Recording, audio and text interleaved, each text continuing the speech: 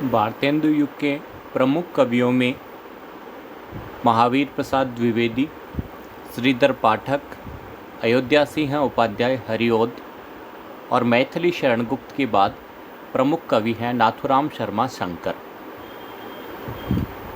नाथुराम जी की कई उपाधियां हिंदी साहित्य में प्रचलित हैं, जैसे कविता कामिनी कांत, भारतेंदु, प्रज्ञेंदु और साहित्य सुधाकर। इन्होंने प्रारंभ में ब्रज भाषा में काव्य रचना की, लेकिन शीघ्र ही खड़ी बोली में साहित्य साधना करने लगे। नाथुराम शर्मा शंकर के प्रमुख काव्य संग्रह हैं शंकर सर्वस्व, शंकर सरोज और अनुराग रत्न। इनकी एक रचना गर्भरंडा रहस्य में नारी के जन्म से पूर्व विधवा होने की सामाजिक व्यवस्था पर गहरा व्यंग्य किया गया है। इनकी रचनाओं में समाज सुधार और देश प्रेम का स्वर सुनाई देता है। बलिदान गान इनकी एक प्रसिद्ध रचना है, जिसमें ये लिखते हैं, देशभक्त वीरों, मरने से नेक नहीं डरना होगा, प्राणों का बलिदान देश की वेदी पर करना होगा। द्विवेदी युग के एक प्रमुख कवि हैं गया प्रसाद शुक्ल सनेही। इन्होंने श्रृंगार आदि परंपरागत विषयों पर काव्य किया, तब इनका नाम सनेही रहा। और जब ये राष्ट्रीय भावों को अभिव्यक्त करते हैं तो इन्होंने त्रिशूल उपनाम से कविताएं लिखी। इनके प्रमुख काव्य संग्रह हैं त्रिशूल तरंग, कृषक क्रंदन, करुणा कादम्बिनी, राष्ट्रीय वीणा, राष्ट्रीय मंत्र और प्रेम पच्चीसी।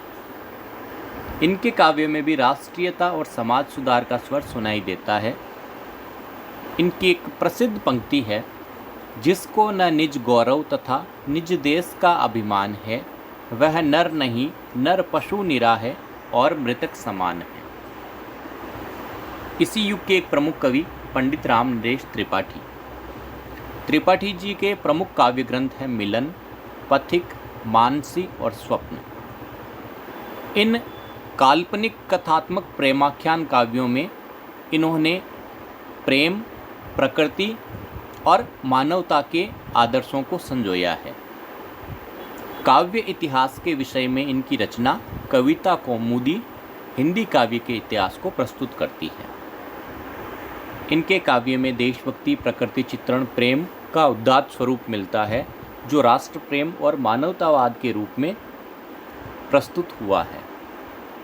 एक प्रसिद्ध पंक्ति, त्याग बिना निष्प्राण प्रेम है, करो प्रेम पर प्राण न्यौछावर। द्विवेदी युग के एक प्रसिद्ध कवि जिन्होंने हास्य व्यंग्यात्मक रचनाएं लिखी, वे हैं बाल मुकुंद गुप्त। इन्हें भारतेंदु और द्विवेदी युग की मध्य कड़ी भी कहा जाता है। इनकी प्रमुख रचनाएं हैं कर्जनामा और आजकल का सुख। मुकुटधर पांडे की कुछ रचनाओं में हमें छायावाद की शुरुआती प्रवृत्ति मिलती है, और आचार्य रामचंद्र शुक्ल के अनुसार मुकुटधर पांडे ही छायावाद के प्रवर्तक हैं। इनकी प्रमुख रचनाएं हैं पूजा फूल, कानन कुसुम, प्रेम बंधन और आंसू। मैथिली शरण गुप्त के छोटे भाई शियाराम शरण गुप्त, आपने इतिवृत्तात्मक प्रबंध काव्य लिखे हैं, जिनमें प्रमुख हैं अनाथ, मौर्य विजय, दूरवादल, विषाद, आर्द्रा, पाथेय, मृणमयी, बापू, नकुल, नोआखाली और अमृतपुत्र। राय देवी प्रसाद पूर्ण की प्रमुख रचनाएं हैं स्वदेशी कुंडल, पूर्ण संग्रह, राम रावण विरोध और मृत्युंजय। कामता प्रसाद गुरु, जिन्होंने हिंदी का पहला व्याकरण लिखा, खड़ी बोली हिंदी का पहला व्याकरण लिखा, उनकी प्रमुख काव्य रचनाएं हैं भौमासुर वध और शिवाजी। ठाकुर गोपाल शरण सिंह ने माधवी, मानवी, सुमना और कादम्बिनी नाम से काव्य रचनाएं की हैं। द्विवेदी युग में एक तरफ खड़ी बोली हिंदी में काव्य रचना की जा रही थी, वहीं कुछ कवि ऐसे भी थे जिन्होंने ब्रज भाषा को अपने काव्य का माध्यम बनाया। इनमें सबसे प्रसिद्ध कवि हैं जगन्नाथ दास रत्नाकर। इनके काव्य में भक्तिकाल और रीतिकाल का समन्वय मिलता है। इनका उपनाम था जकी। ये नवनीत चतुर्वेदी के शिष्य थे। इनकी प्रबंध रचनाओं में सबसे प्रसिद्ध रचना है उद्धव शतक, जिसमें भक्तिकाल की भावना है, साथ ही रीतिकाल की आलंकारिकता भी शामिल है। उद्धव शतक में गोपियों में सूरदास जैसी प्रेम निष्ठा है, नंददास के भंवर गीत की गोपियों जैसी तार्किकता है, विषय वस्तु भाषा और छंद परंपरागत हैं, लेकिन व्याकरण सम्मत भाषा में मौलिक उद्भावनाएं हैं जिन्हें नवीन रूप में प्रस्तुत किया गया है। यहाँ पर गोपियाँ निर्गुण निराकार ब्रह्म की निस्सारता के बारे में उद्धव से कहती है, कहे रत्नाकर बदन बिनु कैसे चाखी माखन बजाई बेनु गोधन गवाई है। इनकी अन्य प्रमुख रचनाओं में हरिश्चंद्र और गंगावतरण हैं। कुछ फुटकल स्फुट रचनाएं भी इन्होंने लिखी है, जिनमें गंगा लहरी, हिंडोला, श्रृंगार लहरी और वीराष्टक प्रमुख हैं।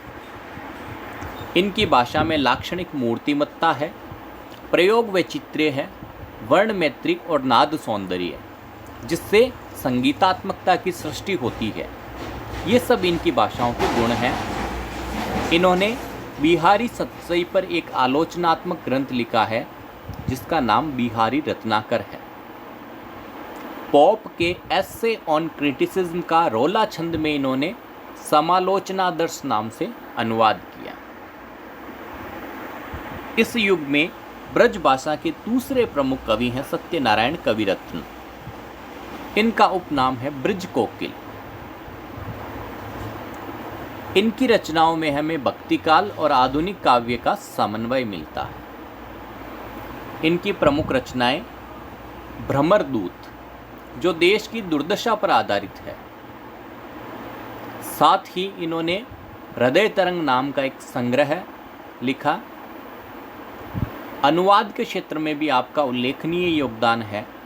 भवभूति के उत्तर रामचरित और मालती माधव का इन्होंने ब्रज भाषा में अनुवाद किया।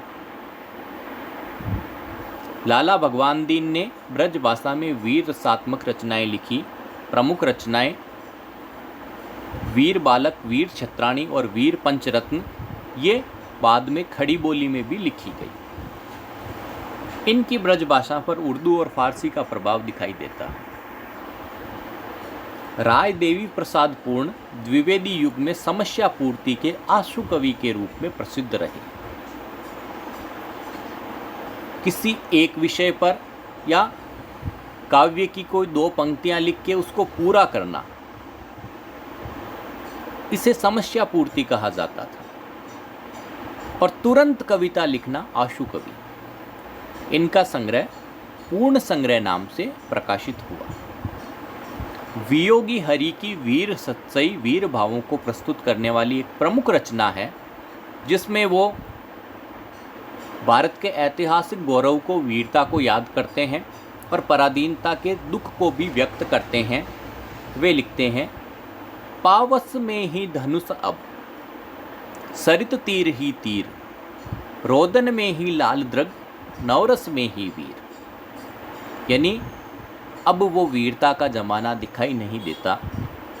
अब धनुष सिर्फ बादलों में दिखाई देता है। जब वर्षा होती है तो इंद्रधनुष बादलों में बनता है। सरित तीर ही तीर, और नदियों के जो तीर हैं, जो किनारे हैं, वही तीर बचे हैं। रोदन में ही लाल द्रग, अब युद्ध में गुस्से से लाल आंखें नहीं होती, बल्कि जो लाल आंखें हैं वो रोने के कारण हुई है। और नवरस में ही वीर, अब वीरता मनुष्य के हृदय में नहीं, सिर्फ साहित्य के 9 रसों में ही बची हुई है। इस तरह इस पंक्ति में वियोगी हरि ने अपने समय के पराधीन भारत के मानसिक पराधीनता को व्यक्त किया है कि किस तरह भारत का जो प्राचीन गौरव है वो लुप्त हो गया, गायब हो गया। श्रीधर पाठक ने मुख्य रूप से खड़ी बोली हिंदी में काव्य सृजन किया, लेकिन उनकी कुछ रचनाएं ब्रज में भी है। भारतेंदु काल में इन्होंने ब्रज भाषा में काव्य किया। इनकी एक प्रमुख रचना है कश्मीर सुषमा। इसके अलावा इन्होंने एक डेजर्टेड विलेज नाम की इंग्लिश रचना का ब्रज में अनुवाद किया उजड़ ग्राम नाम से। अयोध्या सिंह उपाध्याय हरिओद जी का रस्ट कलश ब्रज भाषा में रीति परंपरा के अनुकरण पर लिखा गया। आचार्य रामचंद्र शुक्ल ने एडविन अर्नोल्ड के लाइट ऑफ एशिया का काव्यानुवाद बुद्ध चरित्र के नाम से प्रस्तुत किया। द्विवेदी युग की प्रमुख काव्य प्रवृत्तियों के बारे में हम कल चर्चा करेंगे।